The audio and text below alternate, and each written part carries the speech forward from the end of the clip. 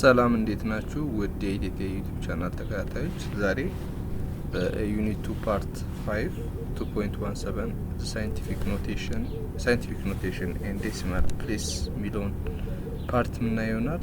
ስቴይ ዊዝ ሚ። we use scientific notation when we deal with very large and very small numbers. ሳይንቲፊክ ኖቴሽን የምንጠቀመው ትላልቅ ቁጥሮችንና ትናንሽ ቁጥሮችን በምናይበት ጊዜ ነው ወር በምንጠቀምበት ጊዜ ነው። በጣም ትንሽ የሆኑ ቁጥሮችንም ለማስቀመጥ 0.0000 ምናምን ብለን ለማስቀመጥ it's very እንትን ነው hard ነው a bit and እንደገና ደግሞ ለይታም ያስጣላል። ሶ እንደዛም ደግሞ ላርጅ የሆኑ ነምበሮችን ለምሳሌ እንደዚህ አይነት ቁጥሮችንም እንደዚህ አሲቲዝ ማስቀመጥም አይቻልም። በጣም እንትን ነው በታይም ቴኪንግ ነው እንደገና ደግሞ ለቦታም። ሶ ሳይንቲፊክ ኖቴሽን የምንጠቀመው ፎር ሰች ኬዝ ነው ማለት ነው። ፎር ኤግዛምፕል 197 ግራምስ ኦፍ ጎልድ ኮንቴን አፕሮክሲሜትሊ ይሄን ያህል ቁጥር እኔ ራሱ ነኝ ጀምጠራው ነው ጎልድ አተምስ የያዘ ነው። ሶ ይሄ ሁሉ ከመጻፍ በሳይንቲፊክ ኖቴሽን ጠቅልሎ እንደዚህ ማስቀመጥ ይቻላል ማለት ነው። the mass of one gold atom is approximately አሁን ይሄንንም በጣም too small ነው ያኛው ትልቅ too big ነበር too large ነበር አሁን ግን ይሄ ግን በጣም too small የሆነ ነው ማለት ነው። ሶ ለሁለቱም ምን እንጠቀማለን ማለት ነው ሳይንቲፊክ ኖቴሽን። the mass of one gold atom gram in using such large and small numbers it is inconvenient to write down all the zeros.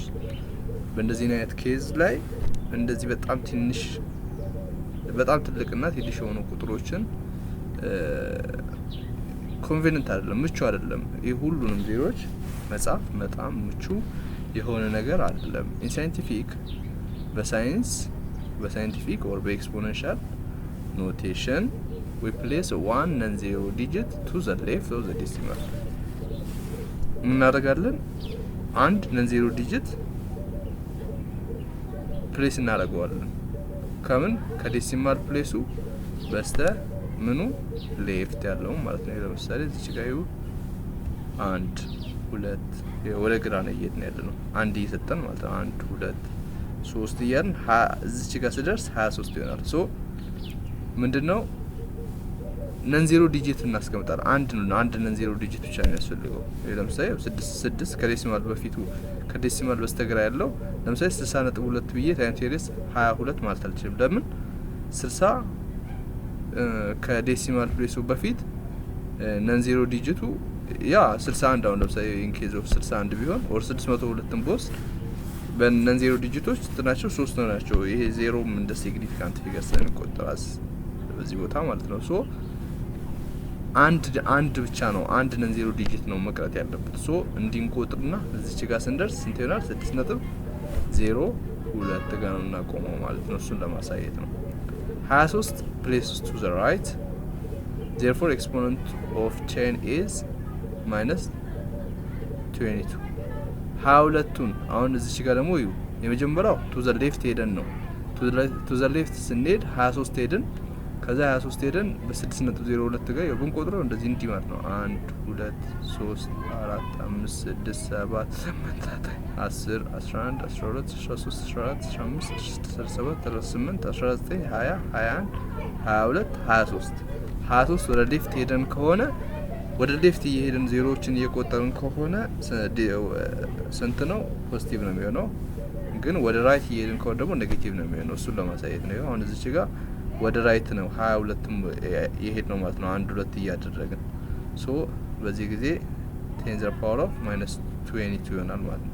the reverse process converts number from exponential to decimal form. አሁን እንደዚህ እንድትጠቀም ነው። ሪቨርሱ ደግሞ ይሄንን ደግሞ እንደዚህ ልበት ነው ብንል ደግሞ ኤክስፖኔንሻል የነበረው ወደ ዴሲማል ፎርም መቀየር ይቻላል። በጣም ኢዚ የሆነ ነገር ነው ማለት ነው። እሺ ኤግዛምፕል 2.6 ዩኒት ኮንቨርሽን ታዩታላችሁ፣ ግን እንደዚህ ብዬ ላሳያችሁ። angstrom is a unit of length. angstrom ምንለው የሌንግዝ ዩኒት ነው።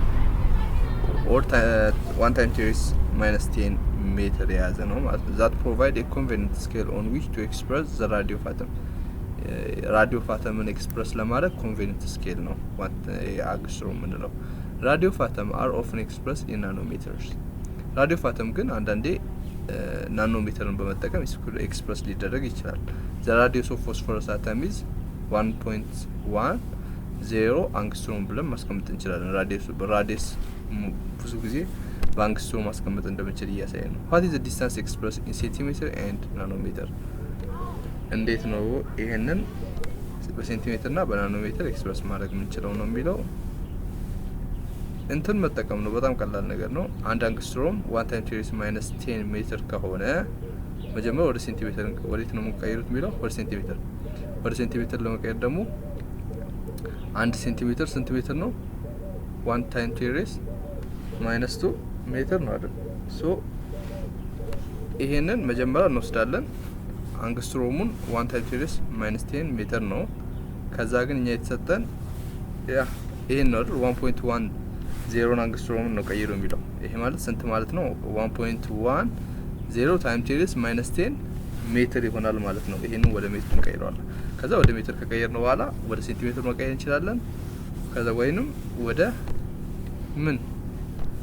ሜትሩን ወደ ሴንቲሜትር መቀየር እንችላለን። ኦር ወደ ናኖሜትር መቀየር ሜትሩን ወደ ሴንቲሜትር ወደ ናኖሜትር መቀየር እንችላለን። ወደ ሴንቲሜትር ለመቀየር ጀስት በስንት ማባዛት ነው? በመቶ ማባዛት ነው። በጣም ቀላል ነገር ነው። ኦር 10⁻2 ማባዛት ነው። ከዛ ስንት ይሆናል? 10⁻8 ይሆናል ማለት ነው። ያው ይሄ ማለት ቀላል ነገር ነው። ይሄ ወደ ላይ ሲወጣ 10⁻2 ነው የሚሆነው። 10⁻2 ነው የሚሆነው። ይሄ ማለት ፖዚቲቭ 2 መቶ ነው ማለት ነው። በመቶ ሲባዛ ነው 1.1 10⁻8 የመጣው። ከዛ the same thing here እንደገና ደግሞ 10⁻9 ሜትር በምን 10⁻9 ሜትር ማባዛት ነው። ከዛ 1.1 10⁻1 ናኖሜትር ይመጣል። እንደዚህ እያደረግን መስራት እንችላለን ማለት ነው። I think it's enough for today. Thank you very much for having me your time.